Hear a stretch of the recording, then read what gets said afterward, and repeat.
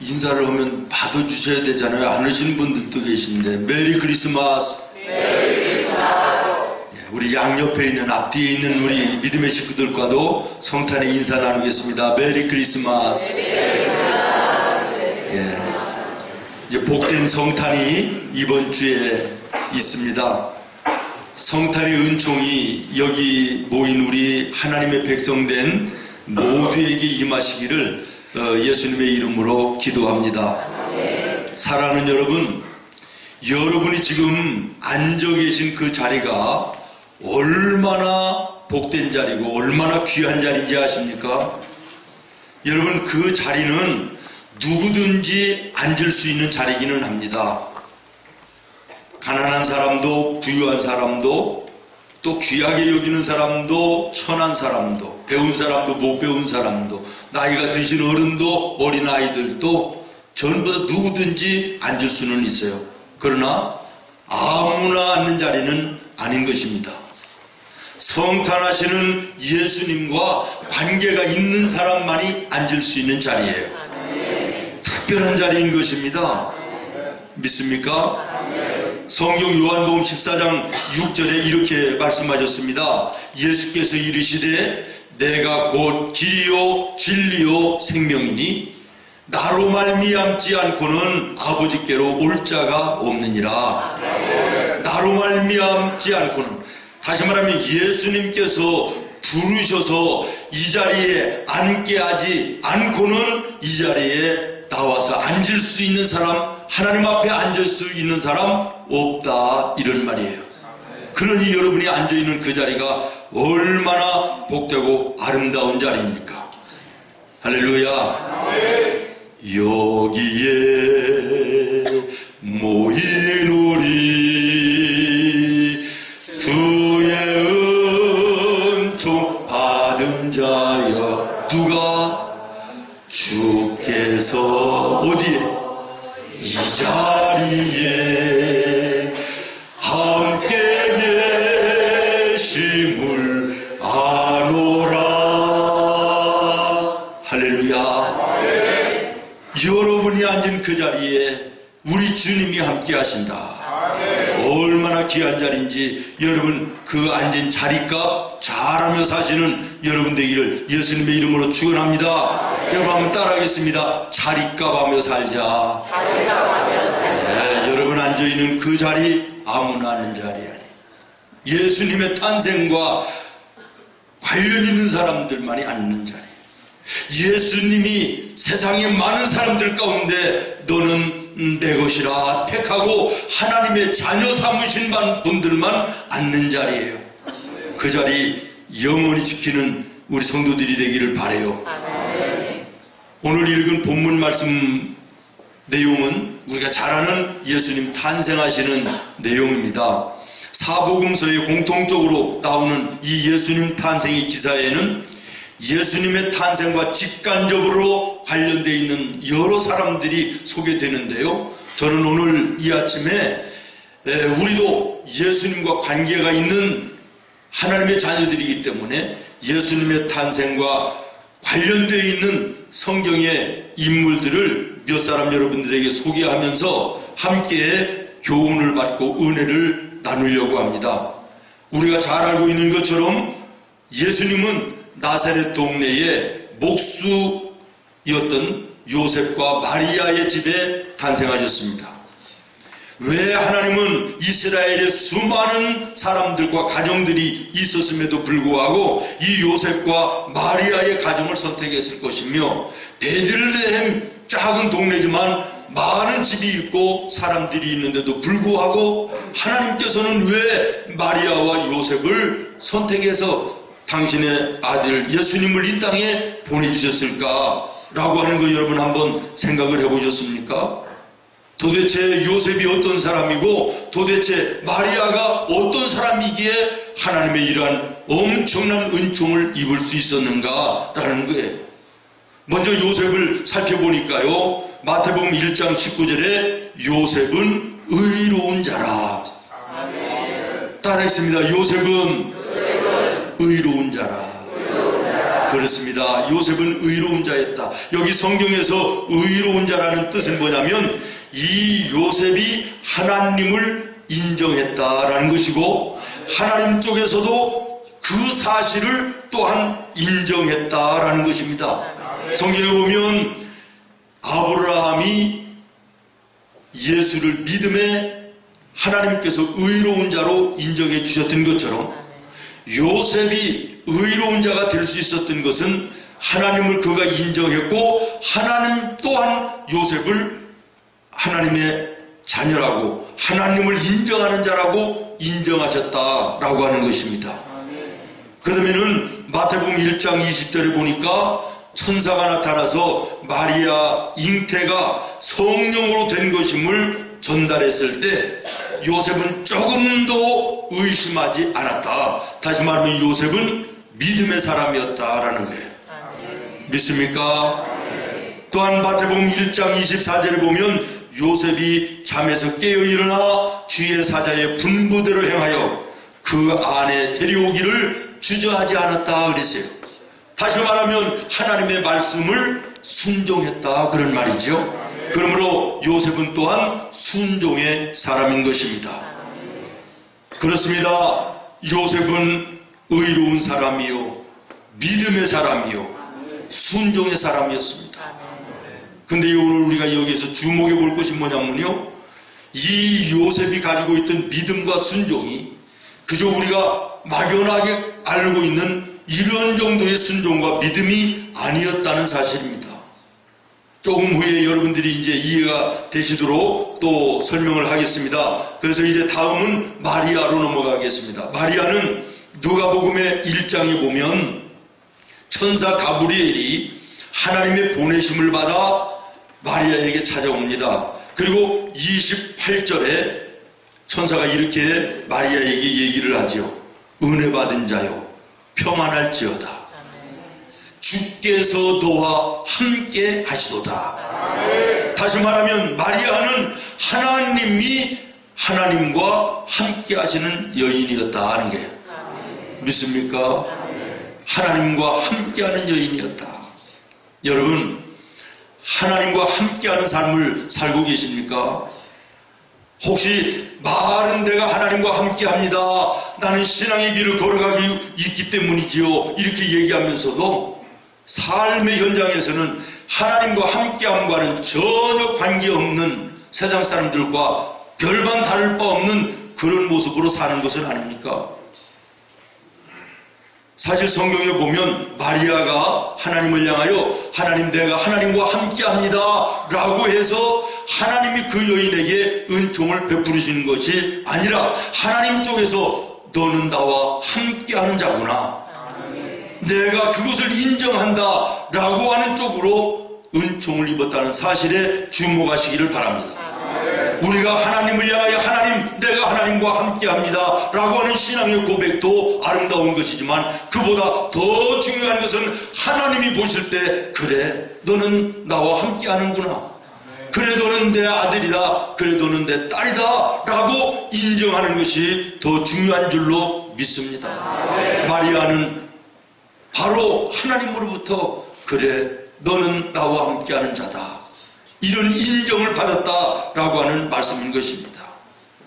그런데 두 번째로 마리아는 누가복음 1장 34절 이하에 보면 정결한 여인이었습니다.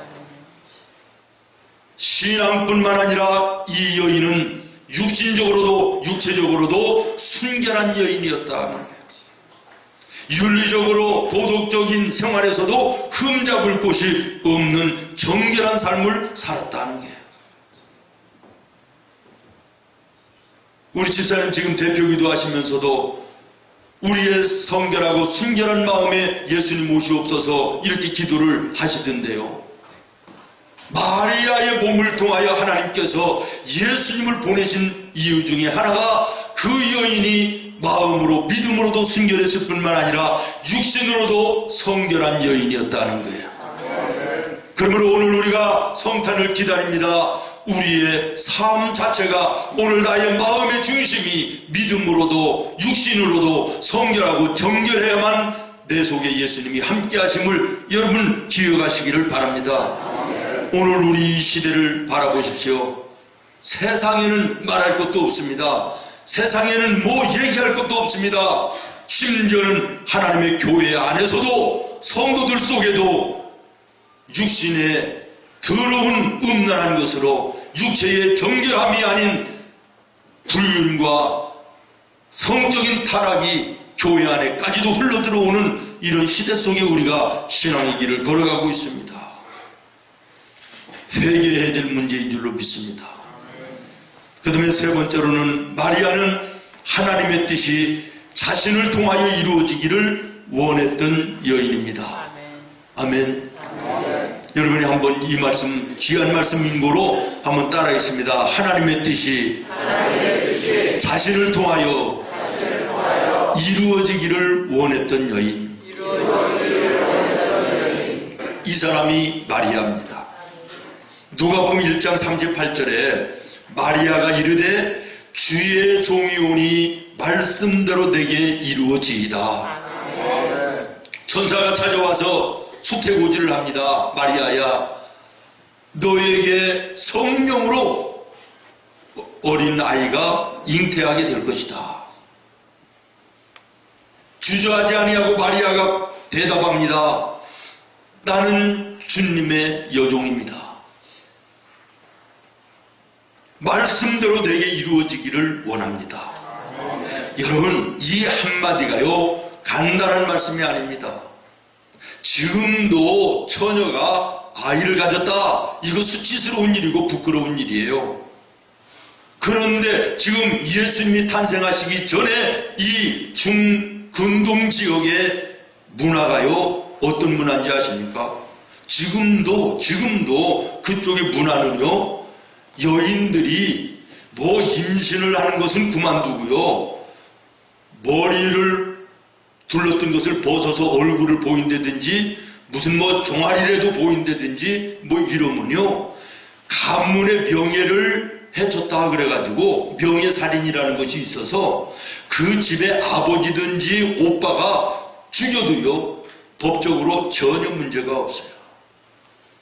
그런데 예수님 탄생 이 즈음에는요 말할 것 없는 거예요. 결혼하지 않은 여자가 아이를 가졌다? 이것은 죽는 일입니다. 생명을 내놓아야만 주여 주의 말씀이 내게 이루어지기를 원합니다 얘기하고 대답할 수가 있지요. 그저 우리가 간단하게 생각할 대답이 아니라는 거예요. 생명을 내놓는 믿음이었습니다. 하나님의 뜻이라면 내 몸을 통하여 하나님의 뜻 이루어지기를 원합니다.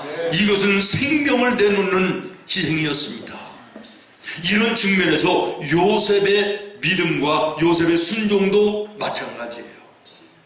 이 사실이 집안 밖으로 퍼져나가면 마리아뿐만 아니라 요셉도 생명이 위험한 거예요. 여러분, 왜 하나님께서는 수많은 가정과 수많은 사람들이 있었음에도 불구하고 요셉과 마리아를 선택해서 하나님의 아들 예수님을 이 땅에 보내셨을까요?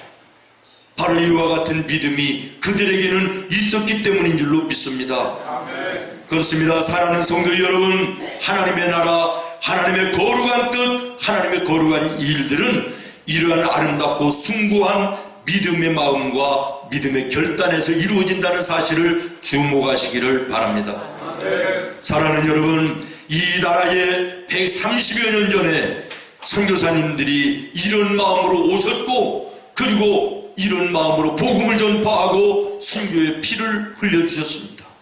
우리의 믿음의 선조들이 생명을 걸고 예수님을 믿고 예수님을 그 희생을 통하여 이 땅에 하나님의 교회들이 세워지고 오늘 우리가 자유롭게 하나님을 찬송하며 예배하는 은혜로운 자리에 앉게 된 것을 믿으시기를 바랍니다. 그런데 오늘 우리는 이 피 흘림의 희생의 순교자들의 피에 피 흘려 교회를 세운 우리 선배 신앙인들의 그 희생의 대가로 세워진 이 하나님의 교회들을 오늘 우리는 어떻게 만들어가고 있느냐라는 거예요. 희생이 없습니다. 봉사를 원치 않습니다. 사랑하는 여러분, 오늘 하나님의 뜻이, 하나님의 일이 나를 통하여 이루어지는 것이 무엇이 있는가 돌아보는 귀한 시간이 되기를 바랍니다. 시간이 없다, 바쁘다, 이런 이유 저런 핑계로 하나님의 일을 멀리하고 등한히하고 그리고 거절하는 일들이 우리에게 얼마나 많이 있습니까? 봉사를 원치 않는 시대가 됐습니다. 희생은 더더군다나 원치 않는 이런 시대가 되었습니다. 교회 안에조차도 봉사가 없습니다. 섬김이 없습니다. 희생은 찾아보기 어렵습니다. 여러분, 오늘 이 시대에 정말 이웃의 어려움을 위하여 헌신하는 우리 성도들과 교회들이 얼마나 많이 있습니까? 찾아보기 점점 어려워지는 이런 시대를 맞이했어요. 우리 교회 정도의 사이즈의 교회들 가운데 오늘 우리 한국교회에 심심찮게 지금 진행되어져 가고 있는 현상이 뭔지 아십니까? 주일날 이렇게 예배를 드려야 되는데 지저분한 상태로 예배를 드릴 수 없잖아요. 그러니까 토요일날 우리 성도들이 각 구역별로 또는 부서별로 청소를 하고 정리를 하고 꽃꽂이를 하고 그리고 주일을 준비하잖아요. 그러는데 교회들의 성도들이 이제는 봉사하기를 원치 않아요. 내가 돈 몇만 원 내놓을 테니까 꽃꽂이 사람 불러서 하라는 거예요. 우리가 돈을 낼 테니까 용역회사 불러서 청소하라는 거예요. 이런 교회들이 지금 수도 없이 일어나고 있다는 사실을 여러분 아십니까? 교회에서 봉사하는 주일날 봉사하는 봉사자들을 위하여 주일날 식당에서 밥을 해야 되는데 이제는 밥으로 봉사할 사람이 없는 거예요. 내가 사회의 지위도 있고 세상에서도 바쁘고 힘들고 그러는데 교회까지 와서 내가 물속에다가 손을 담그고 밥을 하고 이걸 해야 되겠느냐? 내가 돈 내겠다. 봉사하는 사람들이 없습니다. 그래서 출장 뷔페를 불러가지고 교회에서 밥을 해서 파는 이런 모습이 오늘 우리 한국교회에 지금 수도 없이 일어나고 많아지고 있다는 사실이에요. 예수님의 섬김과 예수님의 봉사와 예수님의 희생을 찾아보기 힘든 교회가 되어버리고 있다. 그러니 세상은 말할 것도 없지 않겠어요? 세상이 왜 이렇게 절망스럽고 텔레비를 틀기조차 두려울 정도로 그런 사건, 사고들이 가득합니까? 섬김이 없습니다. 봉사가 없습니다. 희생을 찾아보기 어렵습니다. 예수님이 이 땅에 오신 성탄의 정신을 잃어버리고 오늘 우리 교회와 우리 성도들이 그렇게 신앙생활을 하고 있는 것입니다. 사랑하는 성도 여러분, 마리아는 하나님의 뜻이 나를 통하여 이루어지기를 원합니다. 내가 생명의 위협을 받고 내가 어느 수치와 부끄러움을 당할지라도 어떤 희생을 치를지라도 하나님의 뜻이라면 주여 나를 통하여 이루시옵소서. 이 믿음의 아름다운 모습이 오늘 나와 여러분이 본받아야 될 신앙의 모습 그리고 성탄의 모습인 줄로 믿습니다. 또한 성경에 예수님의 성탄과 관계된 사람들 가운데 마태복음 2장 말씀에 보면 동방으로부터 예수님의 탄생을 찾아온 박사들이 나옵니다. 이분들이 맞이했던 첫 번째 성탄절의 모습이 오늘 우리 성탄절을 준비하고 맞이해야 될 우리 성도들에게 있어서 우리 교회에 있어서 모범으로 삼고 신앙적인 모델로 삼아야 될 아름다운 모습이다 믿습니다. 첫 번째로 이분들은요 탄생하신 예수님을 경배하기 위해서 먼 길을 찾아왔습니다. 아멘. 여기 성경에 동방 박사들이라 그랬는데 동방에서 온 박사들이라는 얘기죠. 이 동방이라는 것이 어느 지명이며 어느 나라인지를 설명이 구체적으로 없어서 참 안타깝습니다. 그러나 대체적으로 성경학자들에 의하면 페르시아나 성경에서 얘기하는 수리아, 지금으로 얘기하면 시리아 쪽의 나라가 아닌가 이렇게 얘기하고 있습니다. 근데 중요한 것은 뭐냐면 뭐 페르시아든 시리아이든 중요한 것은 뭐냐? 지금 베들레헴까지 오는 거리가 엄청나게 멀다는 거예요. 어느 나라든지 간에 유브라데스 강을 건너야 되고 시리아 사막을 지나야 되고 그 다음에는 다메섹을 건너야 되고 갈릴리 호수를 지나서 여리고 내려와서 베들레헴에까지 이르려면 최소한 3달은 걸린다는 것입니다. 길게 보면 6개월, 1년까지도 얘기하는 학자들이 있습니다. 중요한 것은 뭐냐? 먼 거리였다는 거예요. 하루 이틀에 올 수 있는 거리가 아니었다는 거예요. 그리고 길이나 있는 것도 아닌 상태에서 길을 잃어버리고 방황할 수도 있고 생명의 우역도 느낄 수가 있고 시간적인, 육신적인, 물질적인 엄청난 희생이 따르는 그러한 여행이었다는 것이에요. 그런데 이 수많은 시간과 날들을 그들이 베들레헴에 온 목적이 무엇입니까? 단 하나, 탄생하시는 예수님을 예배하기 위해서입니다. 사랑하는 여러분, 여러분이 오늘 예배하기 위해서 이 성전에 올라왔습니다. 예배의 목적이 무엇입니까?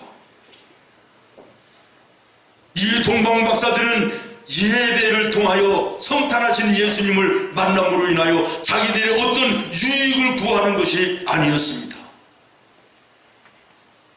오늘 우리가 하나님께 예배하는 것이 나의 유익을 구하는 예배가 되어서는 안 된다는 것이지요. 예배의 본래의 정신이 무엇입니까? 나를 구원하신 예수님 은혜가 감사하고 험한 세상 가운데 나를 지켜 보호하시고 거룩을 인도하신 우리 주님의 은혜가 감사해서 그 은혜를 하나님께 영광으로 돌려드리는 것이 예배인데 우리의 예배는 무언가를 얻기 위한 목적으로 나오는 것입니다. 건강을 위해서 나옵니다. 사업의 번창을 위해서 나옵니다. 자녀들의 좋은 학교 합격하는 것을 위해서 예배에 나옵니다. 예배의 목적, 예배의 본질을 잃어버리고 신앙의 길을 걸어가니 예배의 은혜와 복이 내 것이 될 리가 없다는 거예요. 사랑하는 여러분, 예배는 하나님께 무조건 영광 돌려드리는 것입니다. 감사와 찬송을 드리는 것입니다. 구원해 주시고 이 땅 위에 함께 하시는 그 은혜 감사해서 하나님께 영광을 돌리는 거예요. 이게 예배예요. 그런데 우리는 내 개인의 욕심과 내 개인의 어떤 문제를 해결받기 위해서 나오는 예배가 됩니다. 이건 진정한 예배가 아닌 것입니다. 구원하신 주님, 험한 세상 가운데 인도하시고 보호하시는 하나님, 감사해서 찬양드리고 영광 돌리면 이것을 받으신 하나님이 우리의 필요를 채워주시는 거예요. 이 예배의 우선순위가 바꿔져 있기 때문에 예배의 은혜와 축복이 내 것이 되지 못함을 기억하시기를 바랍니다. 동방박사들의 이 수없는 시간, 수없는 어려운 고난, 마다하지 않고 그 먼 거리를 찾아왔던 목적 하나, 하나님께 예배하는 거예요. 탄생하시는 예수님 메시아를 찬양하기 위해서 올라온 거예요. 오늘 이것이 오늘 나와 여러분의 성탄절이 되기를 예수님의 이름으로 축원합니다. 중고등부 오늘 주보를 제가 받아봤어요.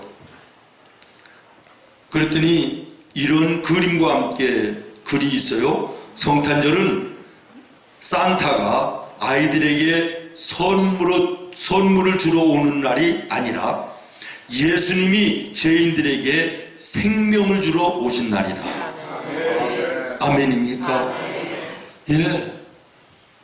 그런데 우리는 이 성탄절을요, 내 개인적인 어떤 것을 얻기 위해서 선물을 나누어서 내 입지를 세우기 위해서 이용하는 성탄절로 만들어요.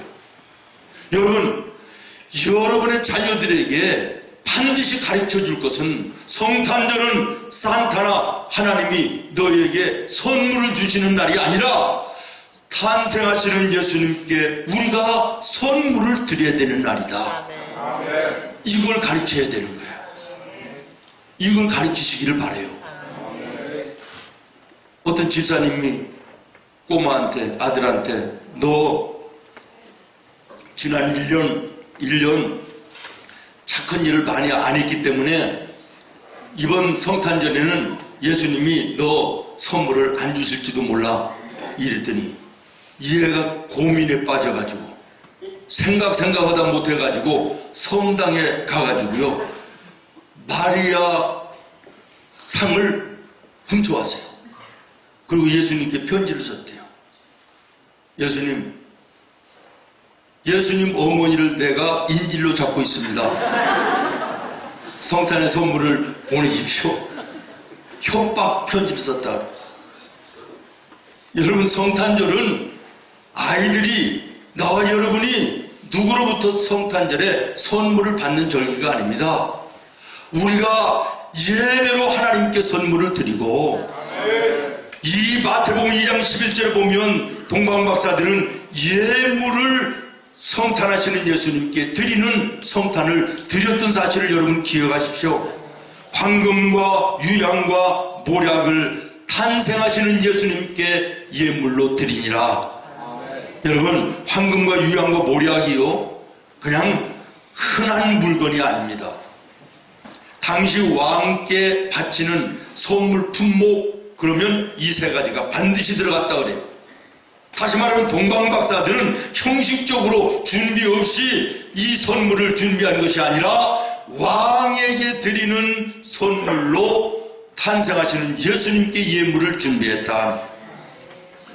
오늘 우리가 성탄절을 맞이하면서 우리가 예배로도 하나님께 영광을 돌리지만 성탄의 예물을 여러분들도 준비하게 될 것입니다.